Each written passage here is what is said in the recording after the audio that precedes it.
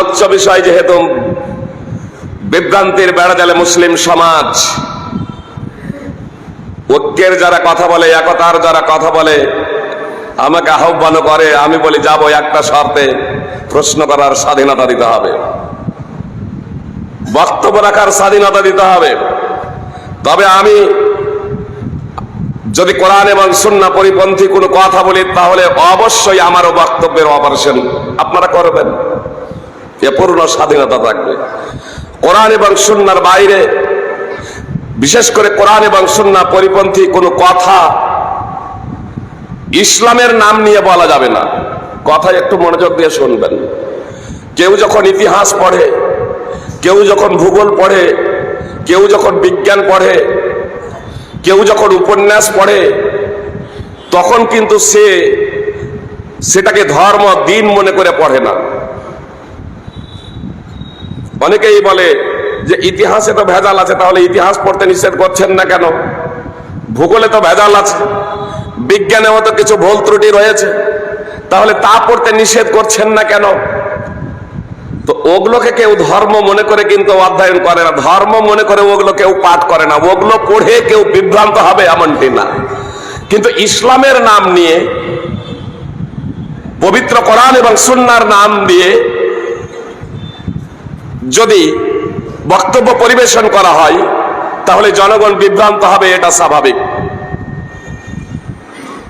এটা স্বাভাবিক।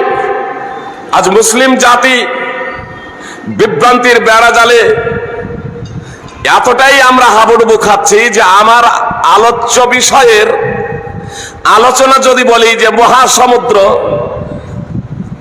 সমুদ্রের বালুকণার সমপরিমাণ, তা থেকে মাত্র কয়েকটি আপনাদের সম্মুখে পরিবেশন করব, তাহলে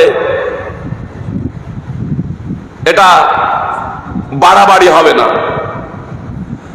কথা একটু মনোযোগ দিয়ে শুনবেন। আমি সাধারণভাবে কিছু কথা আপনাদের সম্মুখে পরিবেশন করব, আপাতত সেই সব কথাগুলো, যে কথা, যে আকীদা, যে মানহাজ, যে বিশ্বাসের কারণে আজকে আমরা দিশেহারা, আজকে আমরা পথহারা, আজকে আমরা বিভ্রান্ত, আজকে আমরা পবিত্র কোরআন এবং সুন্নাহর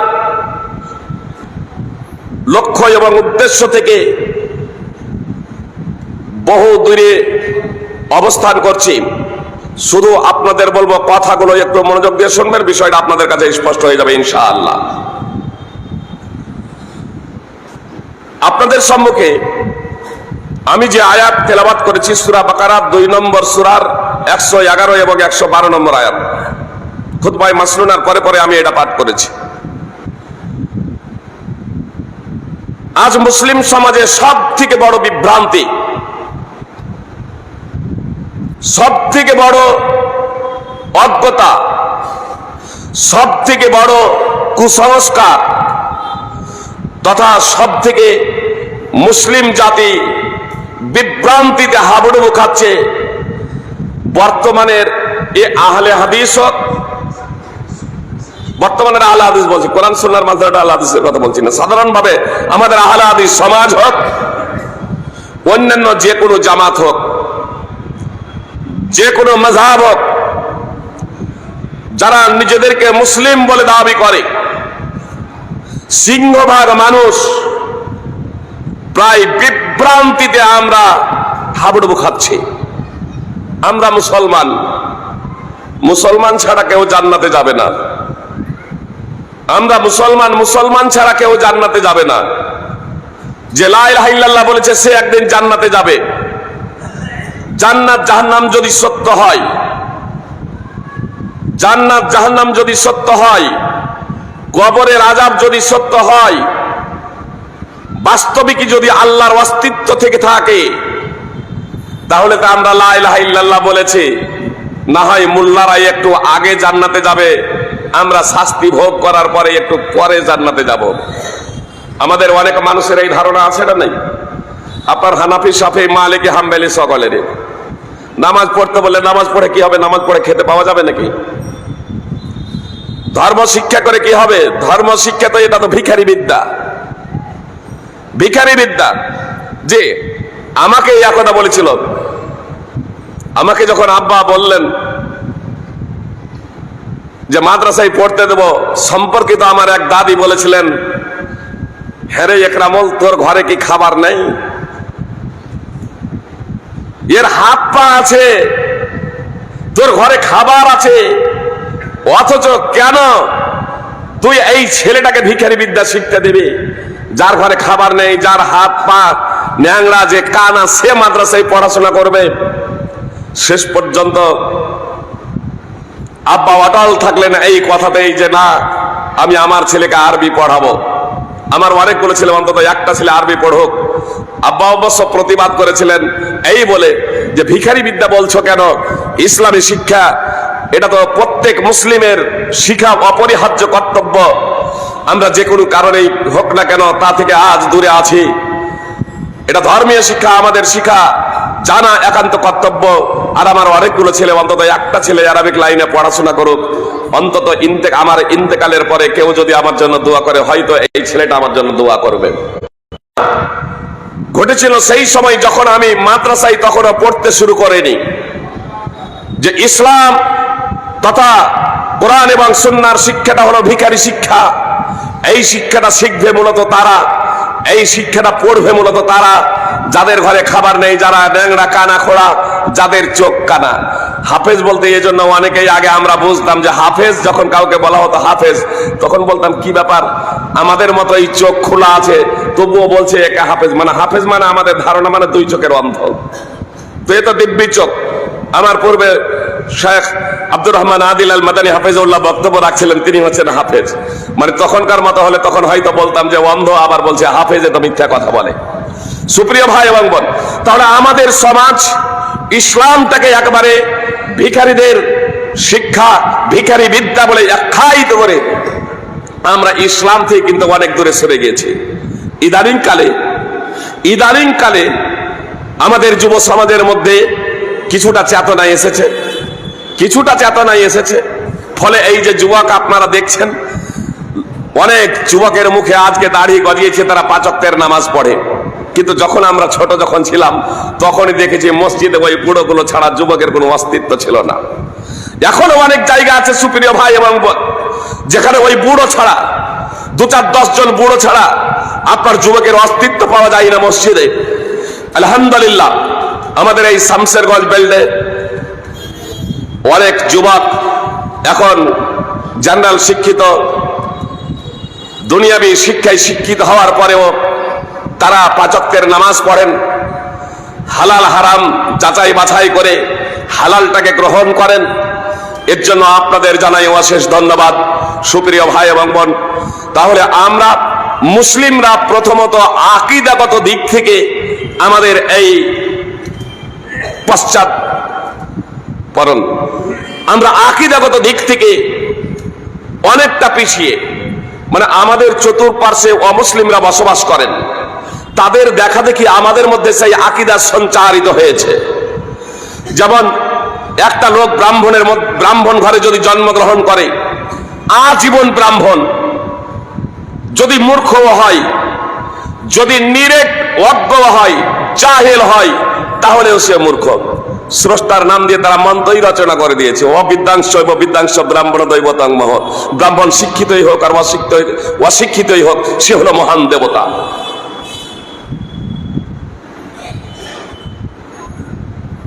তাদের আকীদা, তাদের বিশ্বাস আজ আমাদের মুসলিমদের ঘরে ঘরে। এজন্য এই 21 শতাব্দীতে বেঞ্চে বসাকে কেন্দ্র করে রক্তপাত হয়ে যাচ্ছে। যে একটা নিম্ন শ্রেণীর জাতপাত বর্ণ বৈষম্যের কারণে ব্রাহ্মণের পার্শ্বে যদি একজন শূদ্র যদি বসে যায়, নাকে ঘুষি মেরে রক্তপাত করে, একই টিউবওয়েল বা একই কুয়ার পানি পান করার জন্য আজকে ওই অপদস্থ হতে হচ্ছে এক শ্রেণীর মানুষকে। আপনার মন্দিরে প্রবেশের অধিকার সবারই নাই। যে ইন্দিরা গান্ধীকেও সব মন্দিরে প্রবেশ হতে দেওয়া হয় নাই। আরো যদি খবর যদি রাখেন, এই 21 শতাব্দীতে আমাদের রাষ্ট্রপতিকে বর্তমানে আরে একজন শূদ্র আদিবাসী আমাদের মাননীয় রাষ্ট্রপতি। ভোটের রাজনীতির কারণে তাকে রাষ্ট্রপতি বানানো হয়েছে, এটা স্বতন্ত্র ব্যাপার। সংসদ ভবন যে উদ্ভাবন হয়েছিল পূজা পাঠের মাধ্যমে, সেখানে তাকে আমন্ত্রণ জানানো হয়েছিল। কি বলছেন আপনারা? আমি অবশ্য বেশি দুনিয়া সম্পর্কে অবগত নাই। আপনার সংসদ ভবন যেটা নতুন কোটি কোটি টাকা খরচ করে সংসদ ভবন নতুন করে তৈরি করা হলো, রাষ্ট্রপতির মতো একজন মহামান্য ব্যক্তিকে সেখানে আমন্ত্রণ জানানো হয়েছিল? কেন হয়নি? একজন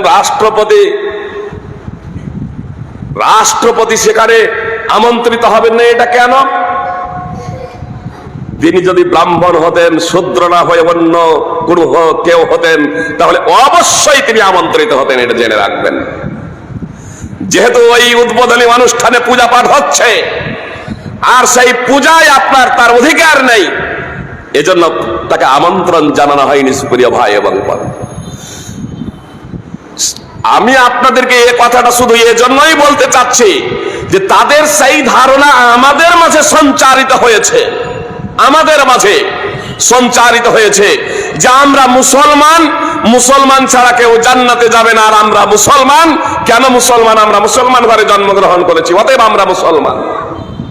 যেমন ব্রাহ্মণ ঘরে জন্মগ্রহণ করলে আজীবন ব্রাহ্মণ, শূদ্রের ঘরে জন্মগ্রহণ করলে আজীবন শূদ্র, অনুরূপ ভাবে মুসলমানরা ভাবতে শুরু করেছে মুসলমান ঘরে জন্মগ্রহণ করেছে আজীবন মুসলমান। অথচ এই ধারণাটা যে সম্পূর্ণ ভুল। আপনারা একাধিকবার শুনেছেন নূহ আলাইহিস সালাম, বিখ্যাত নবী, তার ছেলে কাফের, তিনি তাকে বাঁচাতে পারবেন না। নূহ এবং লূত আলাইহিস সালামের স্ত্রীরা আপনার কাফেরা, একজন স্ত্রী কাফেরা হওয়ার কারণে তারা তাদের স্ত্রীদের বাঁচাতে পারবেন না। সুপ্রিয় ভাই এবং বোন, তাহলে সম্পর্ক বা ঔরস জাত হওয়ার কারণে আপনারা মুসলমান হওয়া যায় না। নবীর ঘরে জন্মগ্রহণ করে নবী যদি না হয়, ন্যূনতম মুসলমান হতো না, মুসলমান থাকতো না। তাহলে নবীর ঘরে জন্মগ্রহণ করে যদি ন্যূনতম মুসলমানও না হওয়া যায়, তাহলে আমরা মুসলমান ঘরে জন্মগ্রহণ করেছি, আমরা মুসলমান কেমনে? এটা চূড়ান্ত বাস্তব কথা যে মুসলিম ছাড়া কেউ জান্নাতে যাবে না।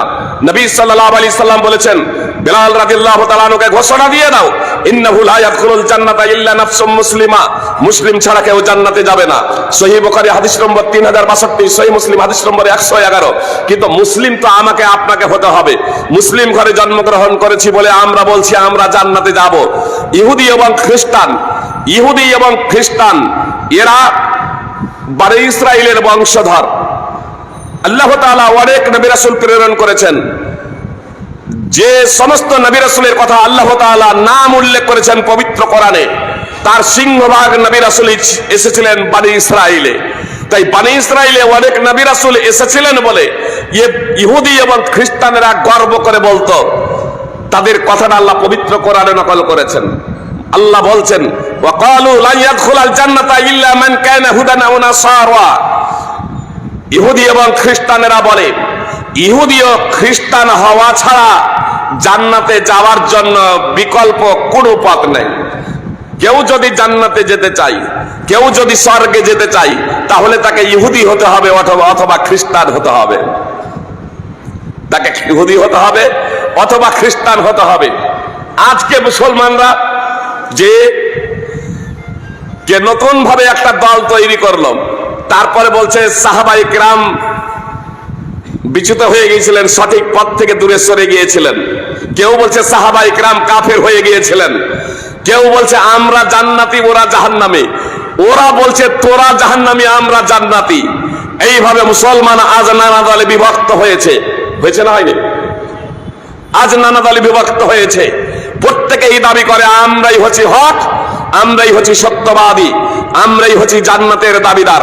ইদানিং আবার এক শ্রেণীর মানুষ তৈরি হয়েছে, আরে সবাই জান্নাতি, যেহেতু সবাই মুসলমান, কালেমা পড়েছে যে সে মুসলমান, অতএব কালেমা পড়েছে যে সে মুসলমান, সবাই জান্নাতি। অতএব এ নিয়ে মারামারি করার, এ নিয়ে তর্ক বিতর্ক করার কোনো ব্যাপার নেই। মধ্যখান থেকে কাদিয়ানী এসে মির্জা গোলাম আহমদ কাদিয়ানী এই সুযোগে বলল যে আমি হলাম ইমাম মেহেদী, আমি হলাম ঈসা, আমি হলাম নবী। সবাই যখন জান্নাতি, তবে আমার অনুসারীরা আরো বেশি জান্নাতি।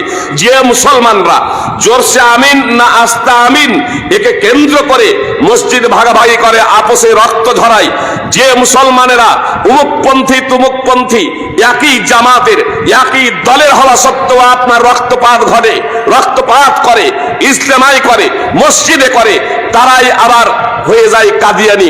সুপ্রিয় ভাই এবং বোন, এক হাতে মুসাফা না দুই হাতে মুসাফাকে কেন্দ্র করে যারা মসজিদ ভাগাভাগি করে, তারা বলে তারা আবার হয়ে যায় আজকে কাদিয়ানি। কিছু কিছু ব্যক্তি এটা হচ্ছে কেমনে? আসলে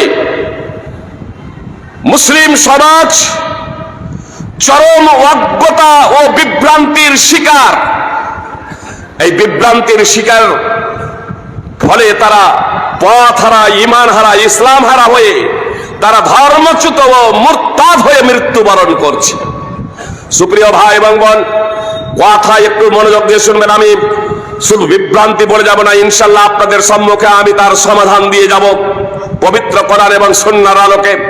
আর আমি বলেছি যে আমি শুধু বক্তব্য রাখবো তাই নয়, আমার বক্তব্য দুটো টাইমে বিভাজন হবে।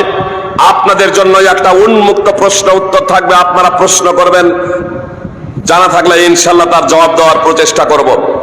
সুপ্রিয় ভাই এবং বোন, তাহলে মুসলিম জাতি আজ নানা দলে বিভক্ত। যার কাছে যা আছে তা নিয়ে সে সন্তুষ্ট এবং সে তা নিয়েই মনে করে আমি হচ্ছি হক পথের পথিক, বাকিরা হচ্ছে ভুলের উপরে প্রতিষ্ঠিত। আবার কেউ বলছে সবাই হক, যে যা করছে করুক, লা ইলাহা ইল্লাল্লাহর মাধ্যমে বা আল্লাহ আল্লাহ বললেই সব একটা ঝান্ডার তলে এসো, পতাকার তলে এসো, তাহলে মুসলিমরা মাথা উঁচু করে আমরা দাঁড়াতে পারবো। সত্য কি, হক কি, সফলতা কোথায়? আসুন সেই বিষয়টাকে আমরা জানার প্রচেষ্টা করি।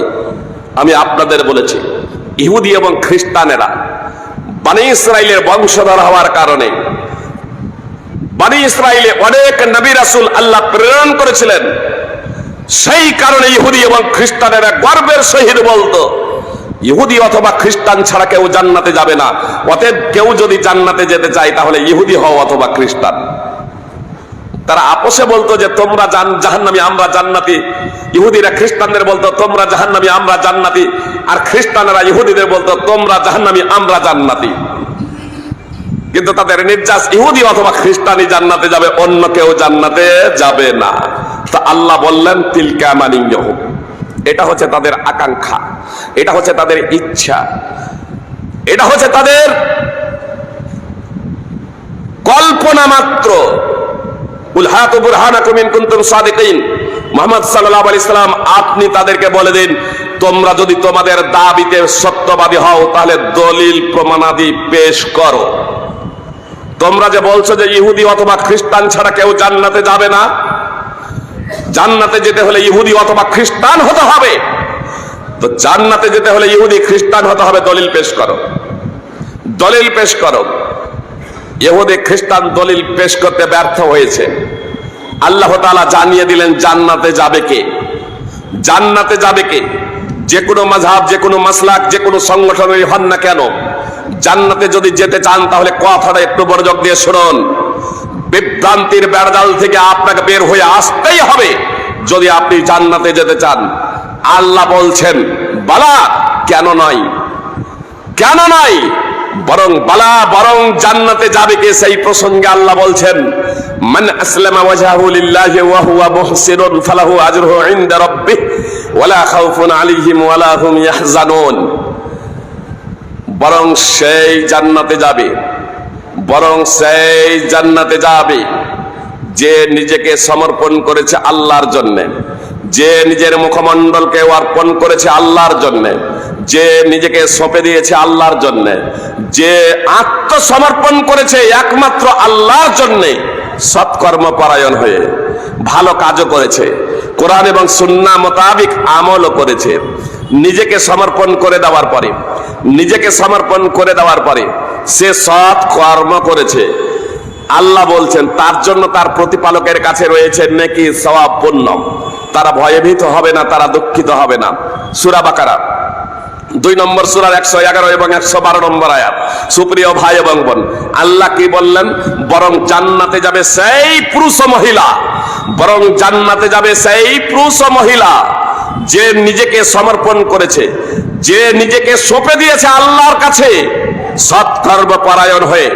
আমি আপনি কোনো কাজকে যতই সৎ বলি না কেন, আমি আপনি কোনো কাজকে যতই ভালো বলি না কেন, সেটা ভালো হতে পারে না ততক্ষণ পর্যন্ত যতক্ষণ না সেটা পবিত্র কোরআন এবং সুন্নাহর অনুকূলে হবে, পবিত্র কোরআন এবং সুন্নাহ দ্বারা তা সাব্যস্ত হবে, পবিত্র কোরআন এবং সুন্নাহ দ্বারা তা প্রণীত হবে, ততক্ষণ পর্যন্ত সেটা সৎ ভালো হতে পারে না।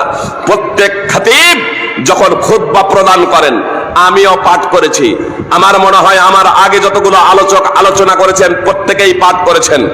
ইমাম সাহেব যখন মেম্বারে উঠেন জুমার দিনে, প্রত্যেক ইমাম তখন পাঠ করেন, নবী সাল্লাল্লাহু আলাইহি সাল্লামের ভাষাতেই পাঠ করেন, কুল্লু মুহদাসাতিন বিদআহ ওয়া কুল্লু বিদআতিন দালালাহ ওয়া কুল্লু দালালাতিন ফিন্নার। দিনের বিষয়ে প্রত্যেকটা নব আবিষ্কৃত বিষয় হলো গুমরাহি, দিনের বিষয়ে প্রত্যেকটা নব আবিষ্কৃত বিষয় হলো বিদআত, আর প্রত্যেকটা দিনের বিষয় নব আবিষ্কৃত বিষয় হলো গুমরাহি, ভ্রষ্টতা, আর প্রত্যেক গুমরাহি ও ভ্রষ্টতার পরিণাম হলো জাহান্নাম। এটা আমরা প্রত্যেকটা খতিব পাঠ করে থাকি। সুপ্রিয় ভাই ও বোন, আমরা কিন্তু এইটুকুর অনুবাদ করি না। কি বলছেন? আল্লাহ রাসূল সাল্লাল্লাহু আলাইহি সাল্লামের কথাটুকু নকল করি, কিন্তু আমরা এইটুকুর অনুবাদ করি না। কি বললাম? ধর্মের ব্যাপারে প্রত্যেকটা নব আবিষ্কৃত বিষয় হলো গুমরাহি ও ভ্রষ্টতা, আর প্রত্যেকটা গুমরাহি ও ভ্রষ্টতার পরিণাম হলো জাহান্নাম। সুনানে নাসাই শেষের অংশটুকু ব্যতীত সহিহ মুসলিম, আবু দাউদ বিভিন্ন হাদিস গ্রন্থে রয়েছে। ইমাম বাইহাকির আল মাদখাল হাদিস নম্বর 191, আব্দুল্লাহ ইবনে উমর রাদিয়াল্লাহু তাআলা আনহু বলছেন, কুল্লু বিদআতিন দালালাহ ওয়া ইরাহান নাস হাসানা। দিনের বিষয়ে, ধর্মের ব্যাপারে প্রত্যেকটা নব আবিষ্কৃত বিষয় হলো গুমরাহি ও ভ্রষ্টতা, যদিও মানুষ তাকে ভালো মনে করে। আসামের গোয়ালপাড়া ডিস্ট্রিক্টের ফরেস্ট গেটে হানাফি মাদ্রাসায় বক্তব্য রাখতে গিয়ে কয়েক বছর আগে যে কথাটা বলেছিলাম আজকে আপনাদের বলছি। মানে আমরা যে যা করি ধর্মে নেই, ইসলামে নেই, অথচ আমরা করি, এই ভাবনাতে করি যে এটা হচ্ছে বেদাতে হাসানা, ভালো বেদাত। কি বলছেন? বেদাতকে আমরা করলাম 2 ভাগ, বেদাতে হাসানা আর বেদাতে সাইয়্যা, ভালো বেদাত আর মন্দ বেদাত। তারপরে আপনি যেটা করেন সেটা আমি বলছি এটা নিকৃষ্টতম বেদাত, আমি যেটা করি শরীয়তে নেই, আমি বলছি এটা ভালো বেদাত। আবার আমি যেটা করছি আপনি করেন না, তখন আপনি বলছেন আপনারটা হচ্ছে নিকৃষ্টতম বেদাত, তার পরিণাম জাহান্নাম, আর আপনি যেটা করছেন সেটা হচ্ছে ভালো বেদাত। মানে প্রত্যেকেই ভালো, শরীয়তে নেই, অথচ শরীয়ত মনে করে, ইবাদত মনে করে নেকির উদ্দেশ্যে আমরা যে যা করি, অথচ শরীয়তে তা নেই, সেটাকে প্রত্যেকেই নিজেরটাকে আমরা ভালো মনে করি, তাই না? অথচ আল্লাহ রাসূল সাল্লাল্লাহু আলাইহি সাল্লাম বললেন, প্রত্যেকটা বিদআত, ধর্মের বিষয়ে প্রত্যেকটা নব আবিষ্কৃত বিষয় হলো গুমরাহি ও ভ্রষ্টতা। আপনার দৃষ্টিতে তা ভালো হোক আর মন্দ, প্রত্যেকটা বলে দিলেন রাসূল সাল্লাল্লাহু আলাইহি সাল্লাম। আর ইবনে উমর আরো স্পষ্ট করে দিলেন যে মানুষ যদি তাকে ভালো মনে করে তাহলেও সেটা বিদআত, তা যদি পবিত্র কোরআন এবং সুন্নাহ প্রণীত না হয়। আজকে আপনাদের যে কথাটা আসামে বলেছিলাম, যেহেতু আপন আপন যে যা করি প্রত্যেকেই সেটাকে ভালো বলি, তো ভালোর উদাহরণ দিতে হবে না, মন্দ বেদাত। মন্দ বেদাতের একটা উদাহরণ পেশ করেন তো। মন্দ বেদাত, যে একটা মন্দ বেদাতের উদাহরণ চাচ্ছি। আমাদের এলাকাতেই ফরজ নামাজের পরে প্রচলিত পদ্ধতিতে দোয়া করাকে কেন্দ্র করে আমরা কত ইমাম তাড়াতাড়ি করলাম, তাই না? কি বলছে, হয়েছে না হয়নি? একটু তাড়াতাড়ি বলেন, সুবিধা হবে। মন্দ বেদাত, খারাপ বেদাতের একটা উদাহরণ দেন, ভালো বেদাত বলতে হবে না। সমস্ত ওলামায়ে কেরাম এ বিষয়ে একমত যে নবী সাল্লাল্লাহু আলাইহি সাল্লাম তার 23 বছর জীবনীতে একদিনও হাত উঠিয়ে ফরজ নামাজের পরে দোয়া করেননি এবং সাহাবায়ে কেরাম আমিন আমিন বলেননি, আল্লাহ রাসূল এভাবে করতে বলেননি, সাহাবায়ে কেরাম এভাবে করেননি। এ বিষয়ে আমরা সবাই একমত। তারপরে বলছি কাজটা তো ভালো, মন্দ নয়, কাজটা তো ভালো। তো এজন্য আর ভালোর উদাহরণ দিতে হবে না, মন্দের উদাহরণ দেন।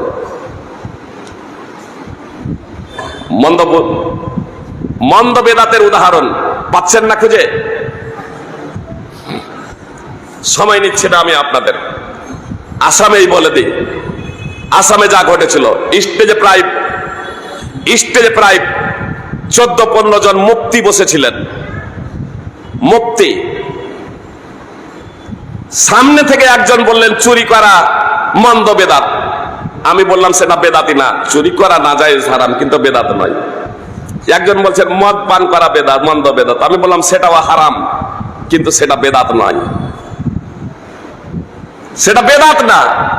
মানে কোরআন এবং সুন্নাতে নেই অথচ নেকি মনে করে করা, এটাকে বেদাত বলে। নবী সাল্লাল্লাহু আলাইহি সাল্লাম বললেন এটা হলো গুমরাহি, এটা হলো ভ্রষ্টতা। আপনি বলছেন খারাপ কাজ তো করছি না, নবী সাল্লাল্লাহু আলাইহি সাল্লাম বলছেন এটাই খারাপ কাজ। নেকি মনে করে করা, ধর্ম কমপ্লিট, কোরআন এবং সুন্নাহ কমপ্লিট। অতএব নেকি মনে করে কোনো কাজ করা যা কোরআন এবং সুন্নাহ দ্বারা প্রণীত নয় তাই হলো বেদাত। আর আপনি বলছেন এটা নেকি। সুপ্রিয় ভাই এবং বোন, এজন্য আমি বললাম, যখন সংজ্ঞাটা যখন দিলাম যে কোরআন এবং সুন্নাহতে নেই অথচ নেকি মনে করে যে জিনিসটাকে করা, যে জিনিসটা করা হয় সেটাকে বেদাত বলে। অতএব মাইক্রোফোনে বক্তব্য দিচ্ছি এটা বেদাত না, বিরিয়ানি খাচ্ছি এটা বেদাত না, এটা প্রয়োজন। বুঝতে পেরেছেন? এটা নেকি না। মাইক্রোফোনে বক্তব্য দিলে বেশি নেকি পাওয়া যাবে এমনটি না। এরোপ্লেনে আপনার বিমানে চাপছি, ট্রেনে চাপছি, এটা নেকি না, এটা প্রয়োজন, এটা বৈষয়িক বিষয়। এটা না করার জন্য দলিল চাই আর ইবাদত করার জন্য দলিল চাই। বিষয়টা বুঝে এসেছে? তাহলে আমি বললাম তাহলে স্টেজ থেকে কেউ বলেন, একেবারে সব চুপচাপ। আমি চলে যাওয়ার পরে যখন মাদ্রাসার ছাত্ররা জিজ্ঞেস করেছেন মুফতিদের, ফাইজি সাহেব যা বললেন আপনারা কেউ কোনো কথা বললেন না কেন, অথচ আমাদেরকে পড়াচ্ছেন বেদাত হলো 2 প্রকার, বেদাতে হাসানা, বেদাতে সাইয়্যা, ভালো বেদাত আর মন্দ বেদাত। এতদিন থেকে পড়িয়ে এলেন ভালো বেদাত আর মন্দ বেদাত, মন্দ বেদাত করা যাবে না, ভালো বেদাত করা যাবে। জিয়াকে কেন্দ্র করে আমাদের সমাজে হাজারো কুসংস্কার, হাজারো বেদাত তৈরি হয়েছে। সুপ্রিয় ভাই এবং বোন, তো বললেন ছাত্ররা যে ফাইজি সাহেব যা বললেন আর আপনাদেরকে বলতে বললেন, তা কেউ যে বললেন না। তো বলছেন বলা খুব সহজ, করা খুব কঠিন। বলে ফাইজি সাহেবকে রাত্রে কি খেতে দিয়েছিলে তোমরা? বলছে বিরিয়ানি। বলে খেয়েছিলেন? বলে খেয়েছিলেন। বলে নবী সাল্লাল্লাহু আলাইহি সাল্লাম কি কখনো বিরিয়ানি খেয়েছিলেন?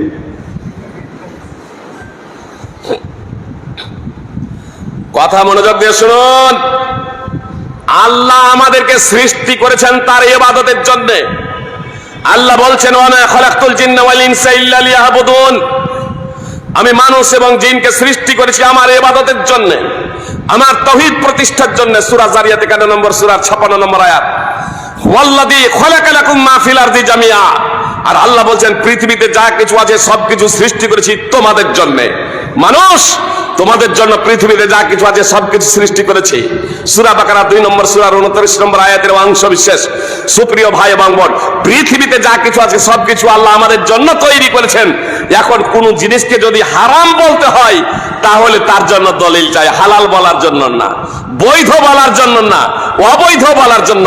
কিন্তু ইবাদতের জন্য আল্লাহ তাআলা যেহেতু আমাদেরকে সৃষ্টি করেছেন, তার জন্য আমাদের জন্য আল্লাহ বিধানও দিয়ে দিয়েছেন। এর জন্য নবী রাসূল নির্বাচন করেছেন, ওহী অবতীর্ণ করেছেন। সুপ্রিয় ভাই এবং বোন, কোরআন এবং সুন্নাহ এই দুটোই হলো ওহী, আর এই কোরআন এবং সুন্নাহর মাঝে আপনার ইবাদত কিভাবে করতে হবে এটা আমাদেরকে শিখিয়ে দিয়েছে মুহাম্মদ সাল্লাল্লাহু আলাইহি সাল্লাম। অতএব এখানে কোনো প্রকারের আপনার সংযুক্তকরণ চলবে না। কিন্তু দুনিয়ার কোনো বিষয়, বৈষয়িক কোনো বিষয়কে আমি আপনি কথাই কথাই হারাম বলতে পারি না যতক্ষণ না সেই বিষয়ে দলিল উপস্থিত হবে, পবিত্র কোরআন থেকে দলিল থাকবে, ততক্ষণ পর্যন্ত আমরা কোনো বিষয়কে নিজের পক্ষ থেকে হারাম বলতে পারি না। ফল কথা, বৈষয়িক বিষয়ে না করার জন্য দলিল চাই, দুনিয়াবী বিষয়ে, পার্থিব বিষয়ে কোনো কাজ না করার জন্য দলিল চাই, আর ইবাদতের ক্ষেত্রে করার জন্য দলিল চাই। ইবাদতের ক্ষেত্রে করার জন্য দলিল চাই। আপনি একটা ইবাদত, কোনো কাজ করছেন ইবাদত মনে করে, আর সেটা কোরআন সুন্নাহ দ্বারা প্রণীত নয়, তার পশ্চাতে কোরআন সুন্নাহর কোনো দলিল নেই, তো দলিল না থাকাটাই হলো আপনার জন্য সেই কাজটা করা জঘন্যতম বিদআত।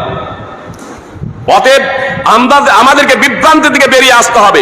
সুপ্রিয় ভাই এবং বোন, এক শ্রেণীর মানুষ মনে করে আত্মসমর্পণ করেছে, আশহাদু আল্লা ইলাহা ইল্লাল্লাহ ওয়া আশহাদু আন্না মুহাম্মাদান আবদুহু ওয়া রাসূলুহু। আজকে তো এই কালেমায়ে শাহাদাতের প্রথম পাঠটাকে, প্রথম অংশটাকে ভিক্ষা চাহার মন্ত্র হিসেবেই অনেকেই ব্যবহার করছে। বুঝতে পারলাম না, এই কালেমায়ে শাহাদাত লা ইলাহা ইল্লাল্লাহ ভিক্ষা চাইছে, আল্লাহু আকবার সুবহানাল্লাহ ভিক্ষা চাইছে, যেন এগুলো তাসবিহ জিকির আজকার লা ইলাহা ইল্লাল্লাহ এগুলো যেন ভিক্ষা চাহার মন্ত্র।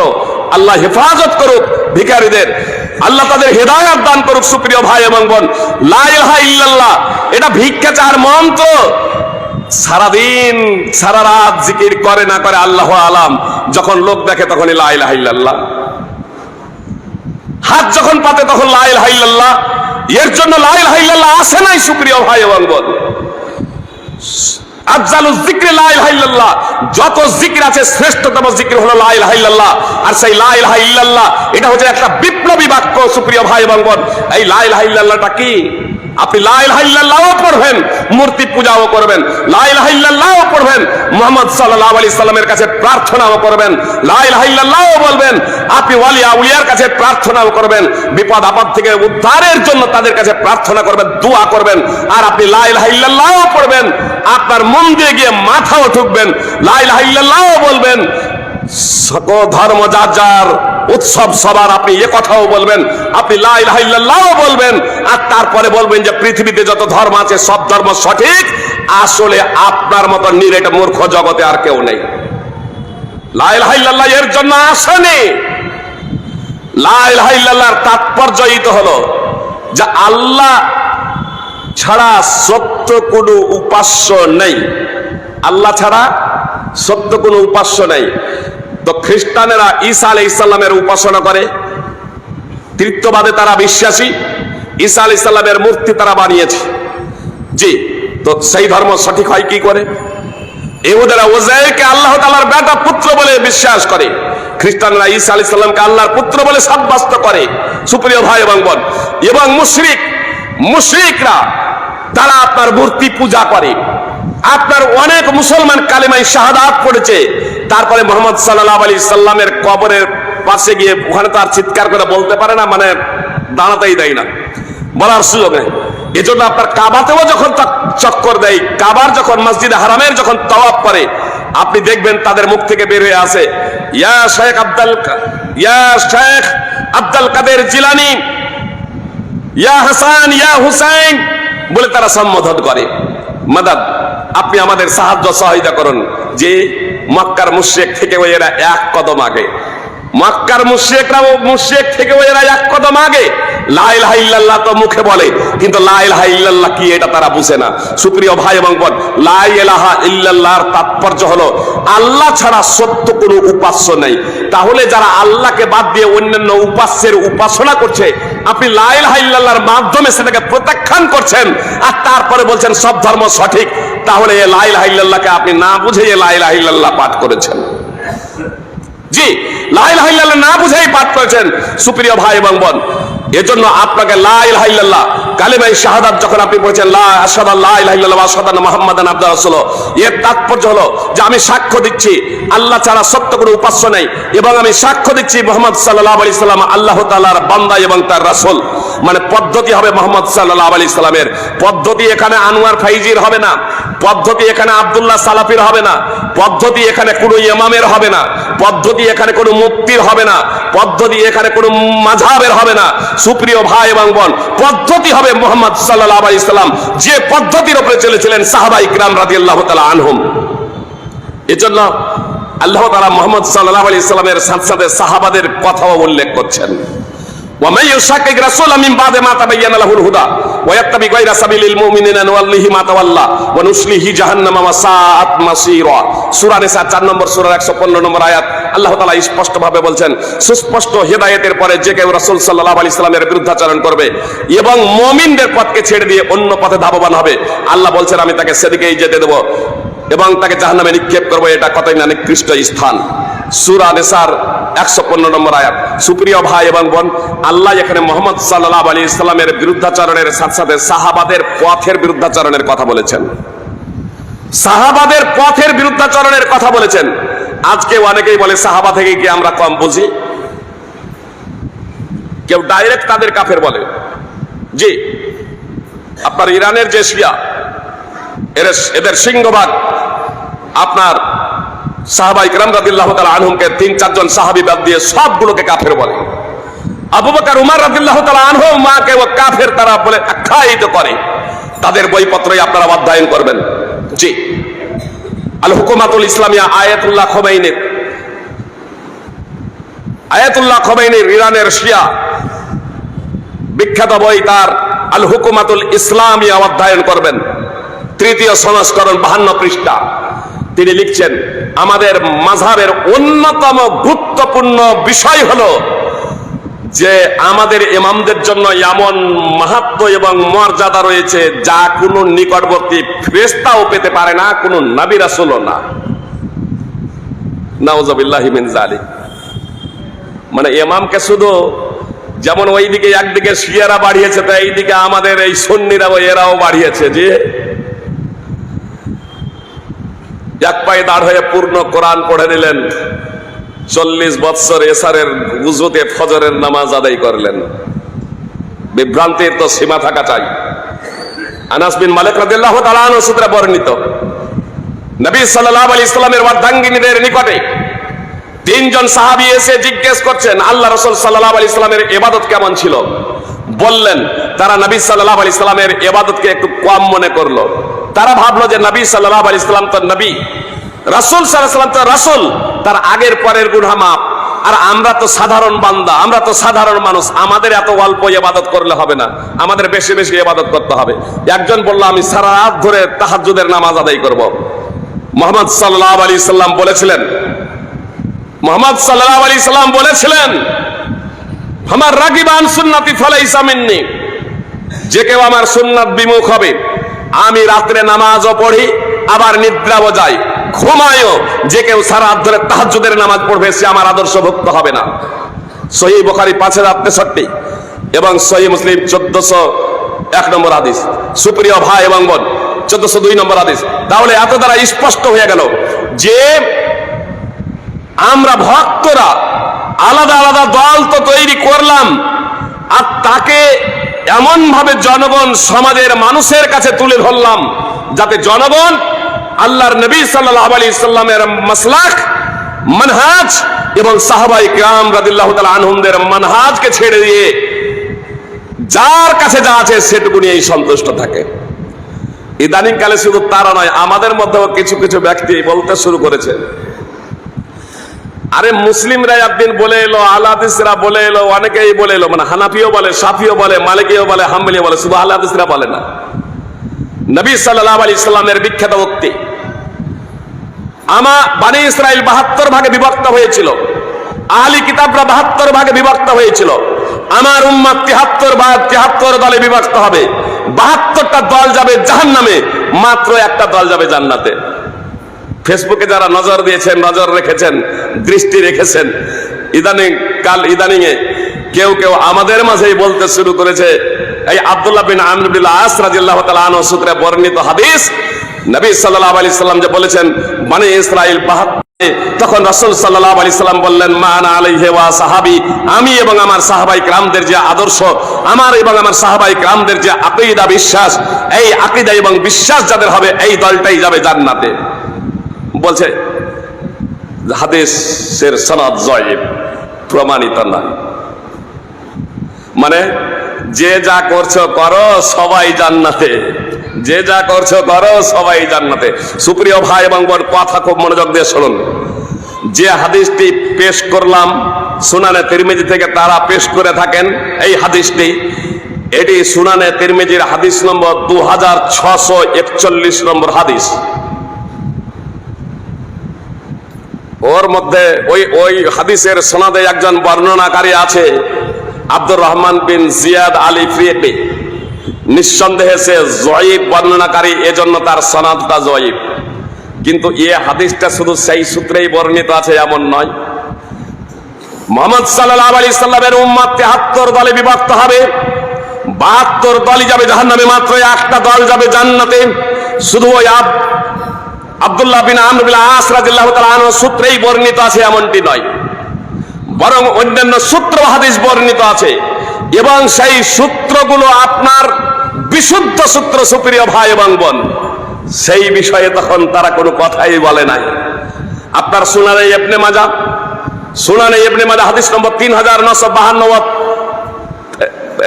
3992 ও 93।